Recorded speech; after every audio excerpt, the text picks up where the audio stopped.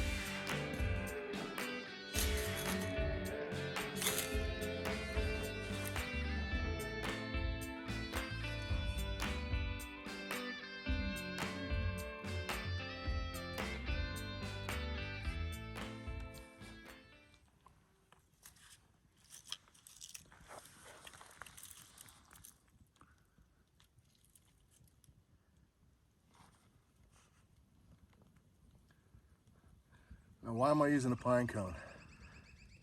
Two guesses. First one's wrong. Second one, the sap. Look how it lights up.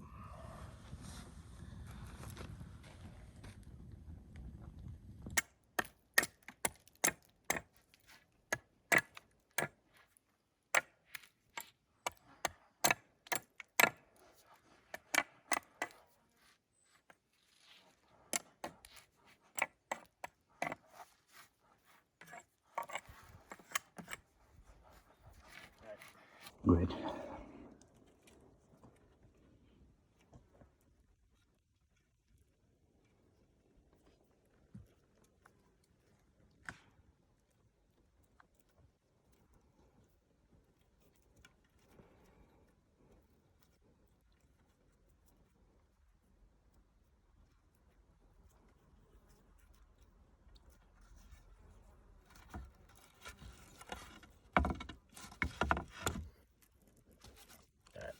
Very good.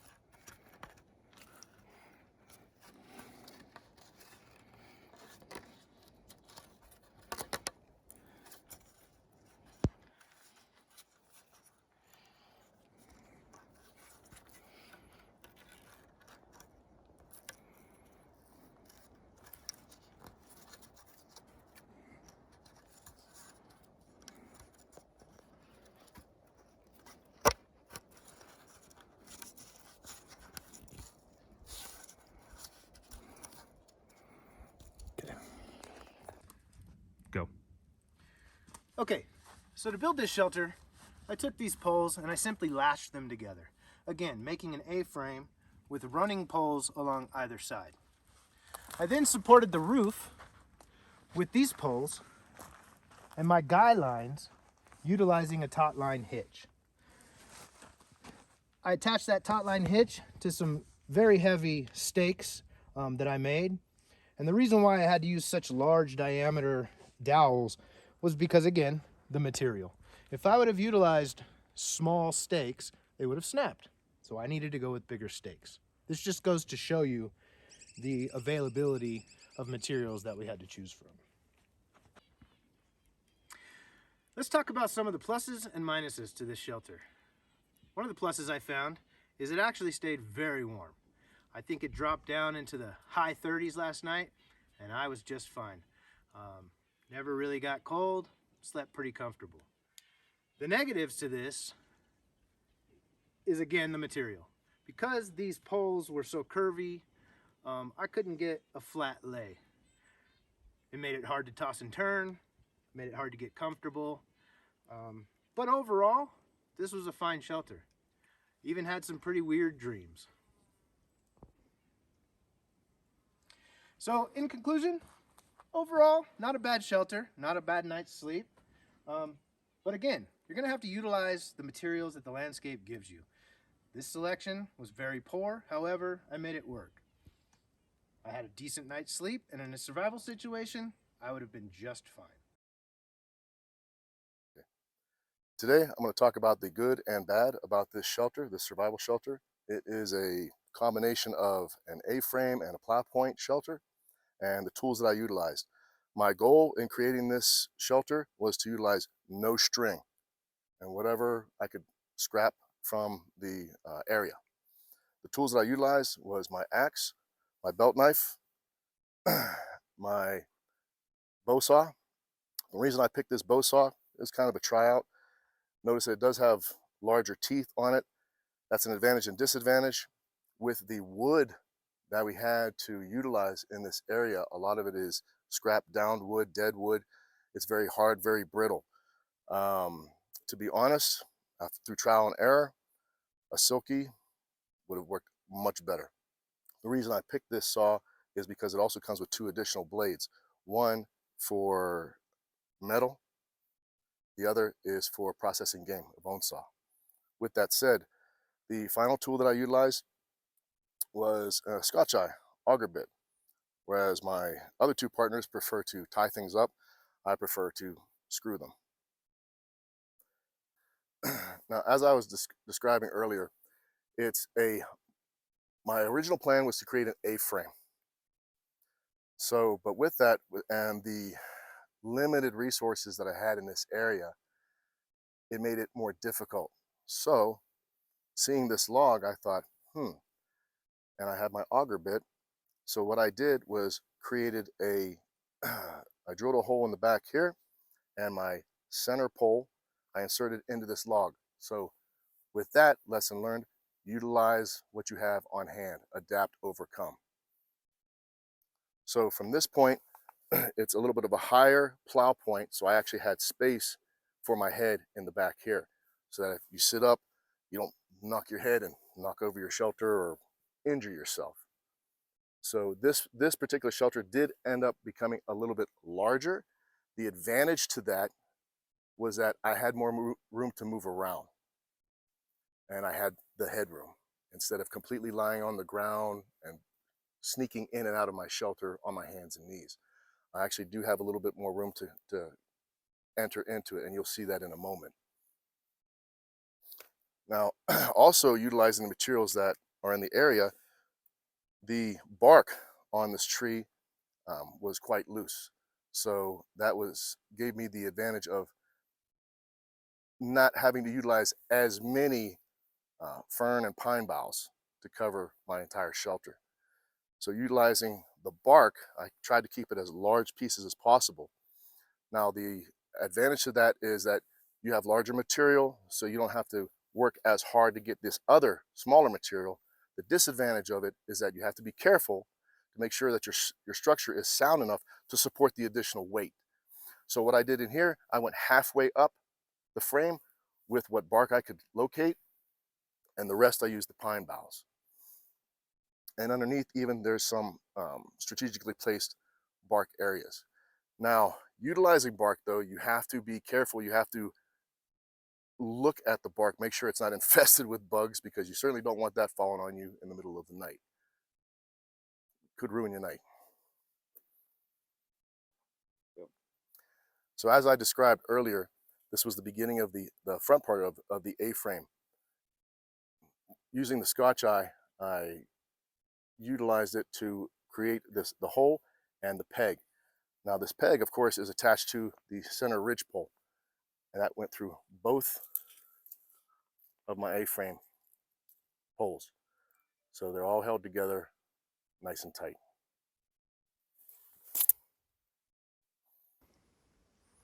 So the inside of my bedding, what I did was I had these contractor bags, wanted to check them out. They work fairly well, but they do have some sag. I have the main beams, one on each side, and the cross beams. What I did was I pushed the cross beam between the There you go. That's right. I put the cross beam in between the two long beams. That way you spread them out and it creates that tautness, so my butt isn't on the ground. And on top of that, I laid it across two logs at my head and at my feet, and that elevated my body a good 6 inches above the ground, so that even counting with the sag, I was probably about 3 inches above the ground. And inside, I have my sleeping bag, and I have my 100% wool blanket, which this was a lifesaver. It was great. The temperatures got down to the high 30s, and with this system, I was nice and toasty. So as I was saying, the good and the bad of this shelter is that it's good to utilize nature and what it provides to you. However, it can be a little bit of a pain in the ass. This shelter took a lot of time to build. So if you think that you're gonna put this shelter up like that, no, it takes a lot of time. So those again are the advantages and disadvantages of this shelter. So what I attempted to do, and with some success, is built a modified A-frame or plow point. It was a configuration that I came up with using a large log in the back as an anchor point. I used this stick up front in order to drive tension forward using guidelines which I anchored into the ground. In Ollie's video, he talked about us having limited resources and the type of wood that we used in order to make our shelters. So utilizing our limited resources, very brittle wood, I had to use a stick here that I broke in half. I made a cross member, and then using guy lines to pull tension on the back of my tarp in order to keep it off my head at night. But I also anchored by driving stakes into this large log, which worked as a windbreak for me during the night. And that's where I anchored the different points on my tarp. So last night, when I built a bed using a tripod system for the ends to put my logs to rest on, well, this is where I had my failure. About halfway through the night, my bed collapsed. It was not comfortable, it was not fun, and generally, the other two in our group like to make fun of me for it, but that's okay, because we have failures in life, and we have to continue forward. What I ended up having to do is I spread out a tarp, I put a wool blanket down, and my sleeping bag system. Honestly, it ended up being more comfortable sleeping on the ground. But in the future, I know to choose a better design in order to build my bed. If they had continued to hold up throughout the night, I think I would have had a pretty restful night of sleep, but it became a failure, and I'm going to learn from that. So, end of the day, we had successes, we had failures, but ultimately, at the end, if you're building a survival shelter, you have one goal in mind, and that's to make sure that you're out of the elements in case there's a really bad situation.